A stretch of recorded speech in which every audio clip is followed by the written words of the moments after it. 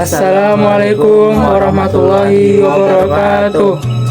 Kami dari kelompok 10 kelas TT 4903 akan mempresentasikan makalah yang berjudul gelas berisi air yang bergetar saat dipukul oleh sendok logam.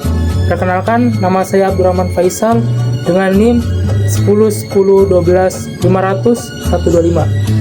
Saya Anissa Indriani dengan NIM 101012 50 0185. Perkenalkan, nama saya Muhilham S. Masangka dengan NIM 1010 125 00 106. Fenomena gelas berisi air yang dipukul menggunakan sendok logam menimbulkan getaran dan bunyi. Merupakan peristiwa fisika relevan dengan kehidupan sehari-hari. Ketika sendok mengenai dinding gelas kemudian beresonansi pada frekuensi alaminya, yang selanjutnya mengalami kopling getaran ke medium sekitarnya, yaitu udara dan air. Getaran yang merambat ke udara membentuk gelombang longitudinal atau bunyi, sementara getaran yang merambat ke air menimbulkan riak pada permukaan air. Selain itu, massa air di dalam gelas menimbulkan atau memengaruhi karakteristik frekuensi sistem serta berperan dalam fenomena perendaman atau damping. Alat dan bahan, yakni yang pertama gelas kaca seperti ini, teman-teman bisa dilihat. Yang kedua yakni sendok logam. Nah, terus air yang berukuran air 200 ml dan 400 ml. Nah, ini yang 400 ml, sedangkan yang 200 ml itu sekitar segini lah. Dan gelas ukur ya, teman-teman.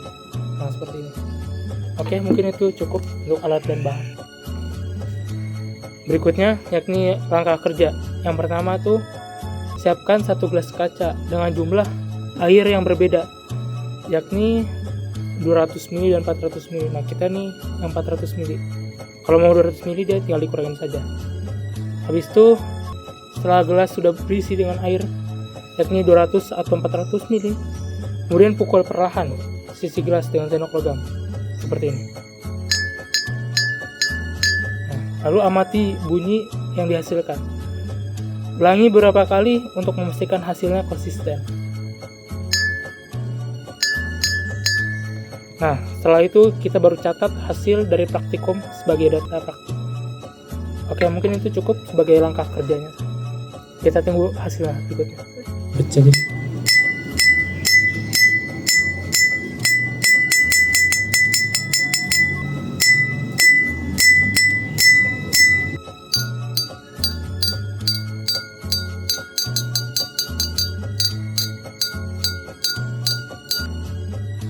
Di slide ini saya akan menampilkan data hasil praktikum gelas bergetar yang berisi air dengan volume yang berbeda. Nah, yang pertama itu penjelasan data yang 200 ml. Jadi, pada volume 200 ml itu massa airnya tuh di dalam gelas tuh lebih kecil, sehingga frekuensi alaminya itu sistemnya tuh lebih besar. Nah, akibatnya itu bunyi yang dihasilkan bernadanya tuh tinggi dan getaran gelasnya itu lebih kuat. Jadi gelombang di permukaan air juga membentuk pola lingkaran yang jelas karena energinya tuh getarnya tuh masih besar. Terus penjelasan yang kedua itu tuh data yang 400 ml. Jadi pada volume 400 ml itu massa airnya tuh kan lebih besar, sehingga frekuensi alami sistemnya itu menurun. Karena itu bunyi itu tuh menjadi lebih rendah dan getarannya tuh gelasnya tuh lebih lemah. Terus pola gelombang airnya tuh masih lingkaran, tetapi cepat menghilang karena energi getarnya itu lebih cepat teredam oleh massa air yang lebih banyak.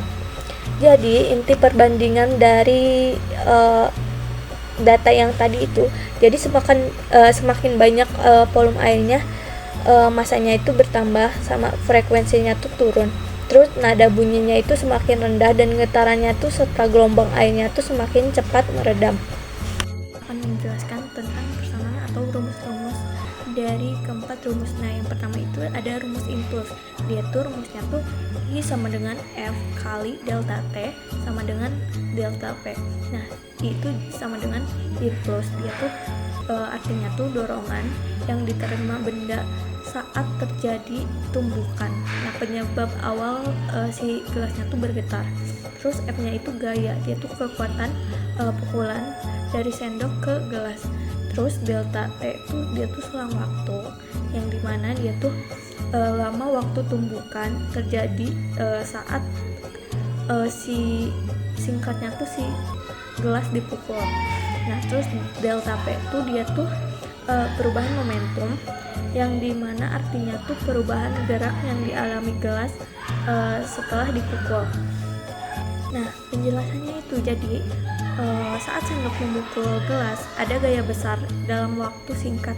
Itu tuh memberi dorongan impuls yang membuat gelasnya itu mulai bergetar. Nah, yang kedua itu ada rumus energi kinetik, yang dimana rumusnya tuh EK sama dengan 1/2 MP pangkat 2.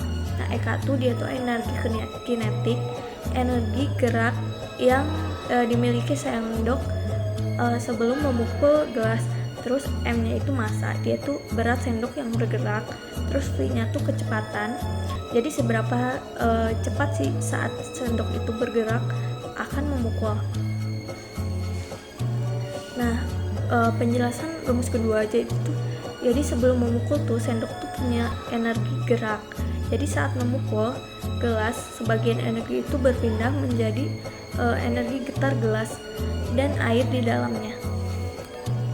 Nah, selanjutnya itu ada rumus yang ketiga, namanya tuh dia tuh rumus resonansi, yang dimana rumusnya tuh itu tuh FO sama dengan 1/2V akar K sama dengan K/M.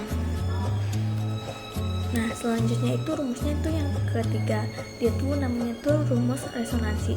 Nah, itu tuh rumusnya tuh FO sama dengan 1/2V akar K/M.